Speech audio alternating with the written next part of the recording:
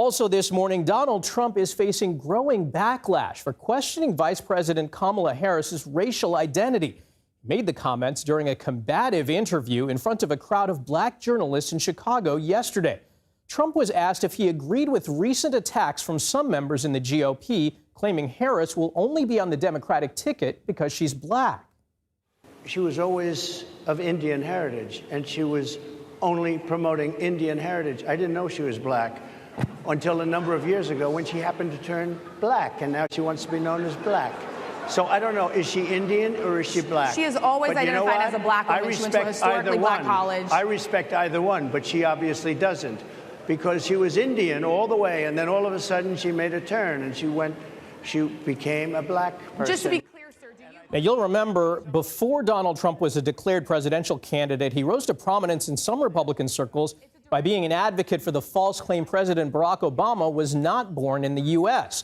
Now, Harris, whose mother was Indian and father is Jamaican, responded to the attacks last night during an event. Donald Trump spoke at the annual meeting of the National Association of Black Journalists. And it was the same old show. The divisiveness and the disrespect. And let me just say, the American people deserve better. We deserve a leader who understands that our differences do not divide us. Now, our CBS News campaign reporters Olivia, Rinaldi, and Nidia Cavazos join me now to talk more about all this. Olivia, let's begin with the Trump campaign. A lot of gasps in the room. I talked to some of the journalists there. People were shocked by this. Is the Trump campaign attempting to do any cleanup for these comments? Yeah, good morning, Michael. The Trump campaign is not doing any outward cleanup on what exactly Donald Trump meant by saying that Vice President Kamala Harris was always Indian until she decided to, quote, turn black a number of years ago. And just to do that fact check, Vice President Kamala Harris has always had a multiracial background. She is the daughter of Indian and Jamaican immigrants, and she has talked about that at length in her history.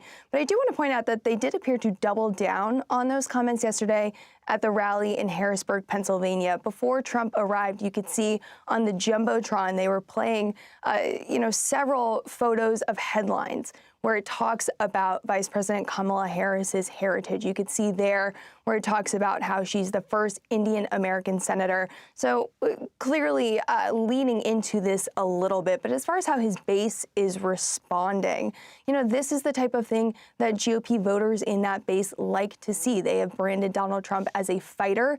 That is the personality he puts forward to them. And allies of the former president have talked about just his willingness to go on this panel yesterday and talk to journalists and take questions, prove that he's willing to go to places where others perhaps are not willing to go, and to have those hard conversations. All of this in ploy to really get the black vote and get black voters on his side. That is the key undercurrent in all of this, is Donald Trump is trying to expand his base and try to get that voter demographic at least inching closer to his side. Now, Nidia, I want to talk about the Harris campaign. We heard the vice president's response to Trump last night.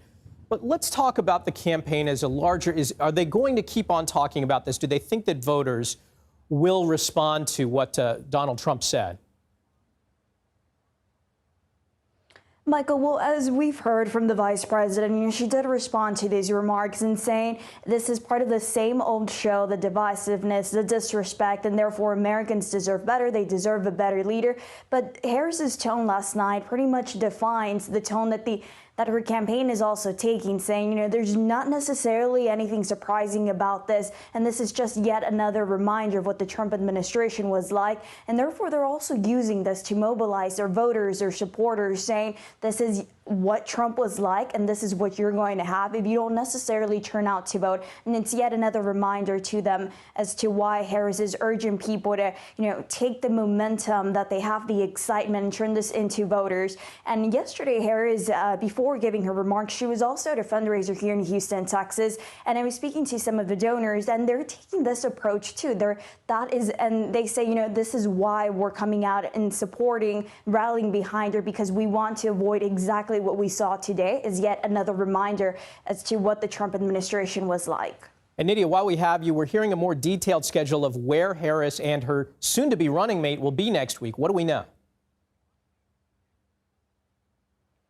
We know that Harris is going to be embarking on this tour across the country, across battleground states specifically, and this is going to be campaigning alongside her soon-to-be-named running mate, and she will be starting on Tuesday. This is going to be starting in Philly, but her campaign has also stressed that the fact that this tour is starting in Pennsylvania is not necessarily indicative that this might be Governor Shapiro who's going to be tapped as Harris's running mate. We do know that it'll start Tuesday to go until Saturday, and it will end in Nevada. And this is touching base in all the battleground states to be able to campaign and talk to voters in specific strategic locations that are going to be essential to make sure that Harris and her running mate make it to the White House this November.